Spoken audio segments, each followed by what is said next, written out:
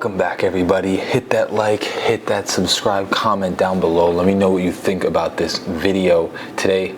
Going over that recap, baby. Another Dolphins win, and yes, it was against the Patriots. I get it, 2-5. Everybody's going to talk about that, but it was a great win. And what we're going to first discuss is the slow transition of what we are going to be like throughout this year. We have to understand that during the Bills game and the Philadelphia game, our only two losses, we also were without our starting center. For most of the game in the Bills, our starting left tackle, and then also had no Jalen Ramsey. One of the games, no Xavier Howard.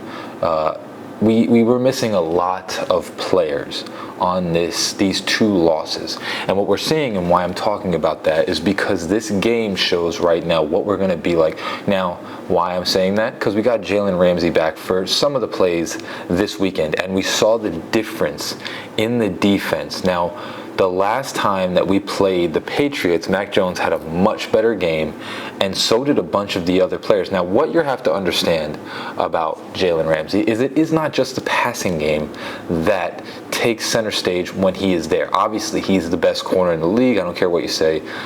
He is the best corner in the league. But it's not just the receivers that you're talking about. What happens when Jalen and Ramsey is out there, and especially when Xavier Howard comes back, which we'll talk about later, is that when Jalen Ramsey is out there, the middle of the field, we can start attacking the run a lot better because we're not worried about what's going on in the backfield. With Jalen Ramsey out there, you know he's stuck one-on-one, glued on to whoever the number one receiver is, and he's going to shut him down. So what that does is he stays on him, and then a lot of the other players can rely on working the defense. The safeties don't have to worry about making sure that everybody's covered here and there, because on that part, Jalen Ramsey's got it. And again, forced fumble and an interception this game. He just showcased why he's the elite player that he is.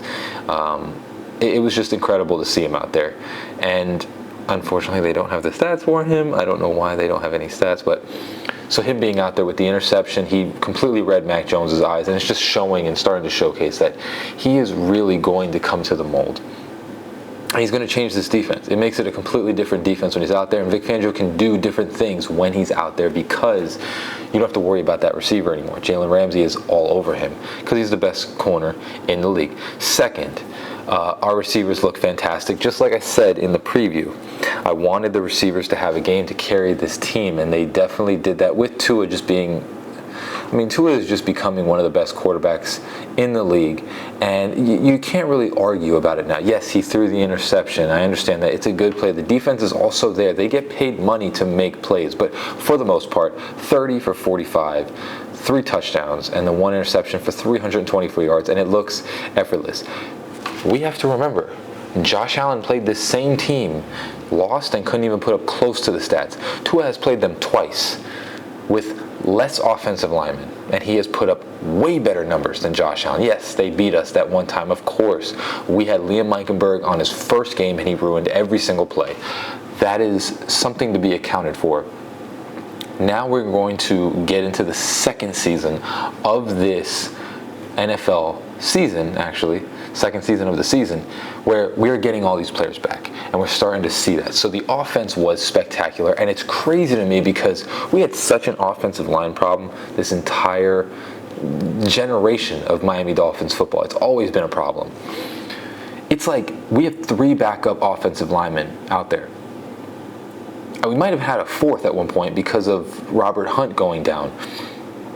And it seemed like it didn't even matter. Mike McDaniel knows how to run this offense with Tua so much that it doesn't even matter how many offensive linemen were down because they all perform pretty well.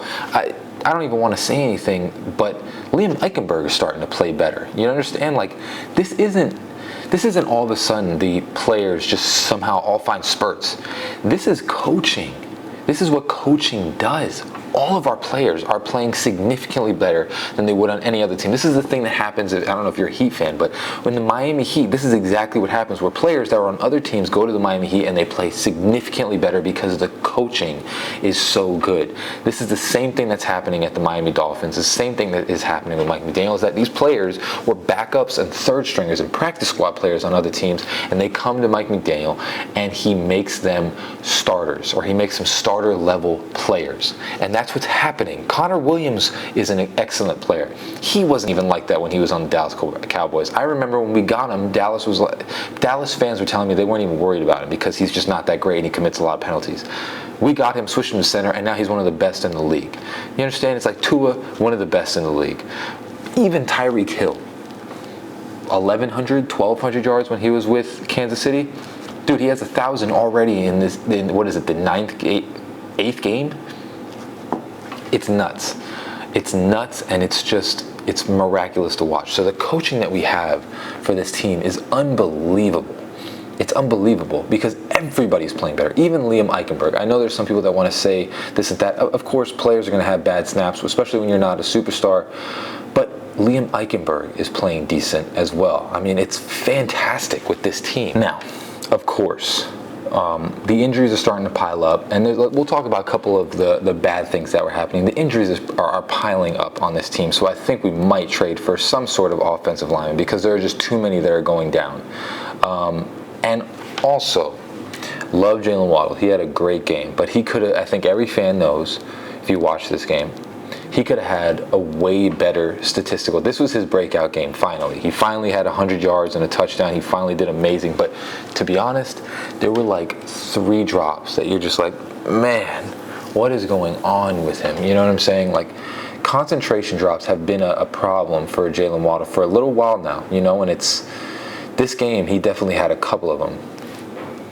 The one where Tua threw it a little bit behind him, that was still a catchable ball. You know, you want to be a superstar in this league. That is a ball that a superstar catches. So it's becoming a little bit of an issue. He has to work on that. I don't know if it's like a confidence thing or whatever.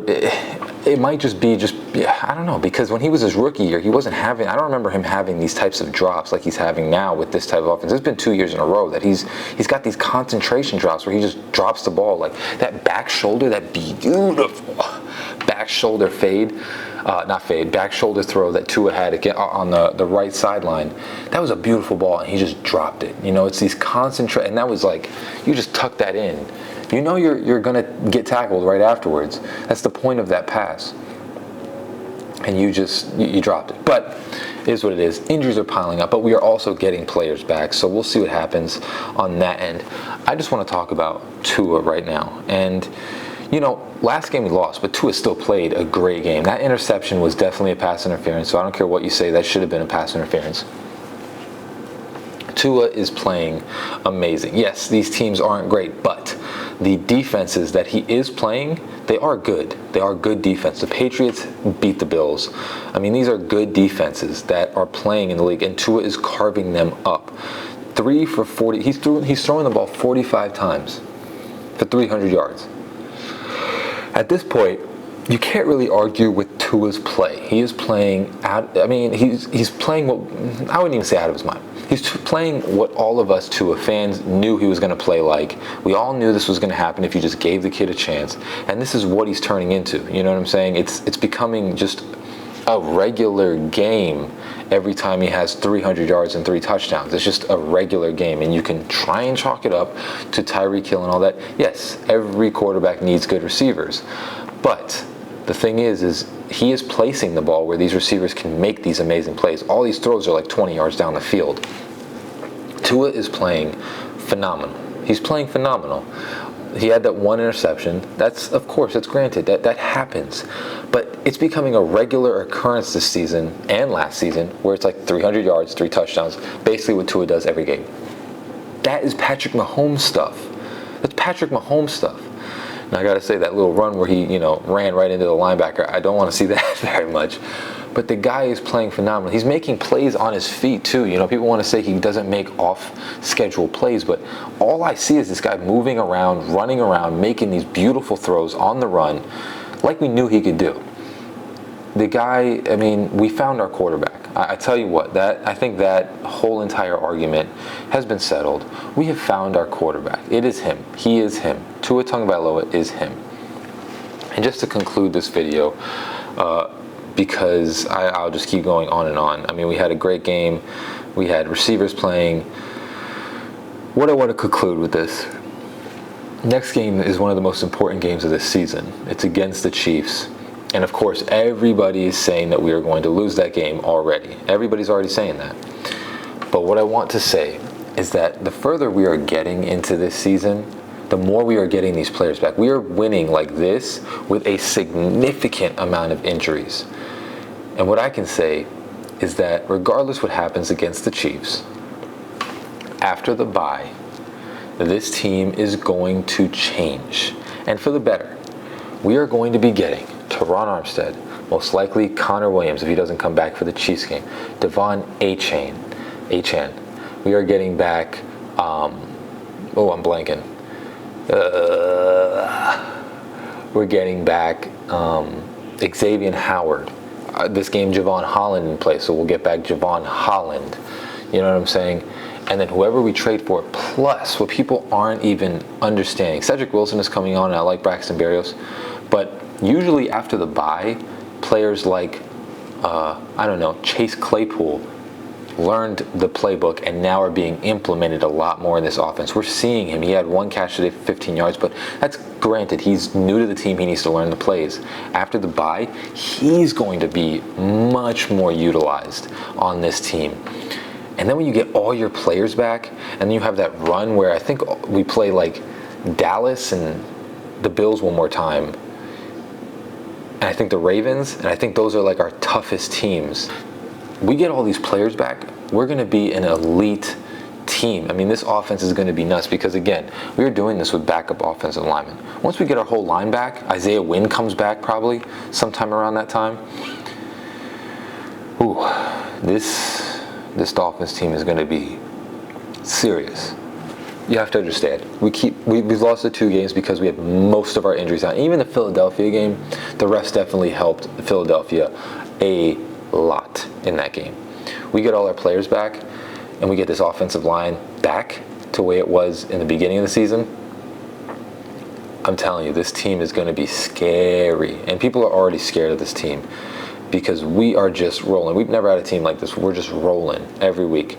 You know, these teams, yes, of course, we should beat them, but most teams still don't beat the teams that they should beat all the time.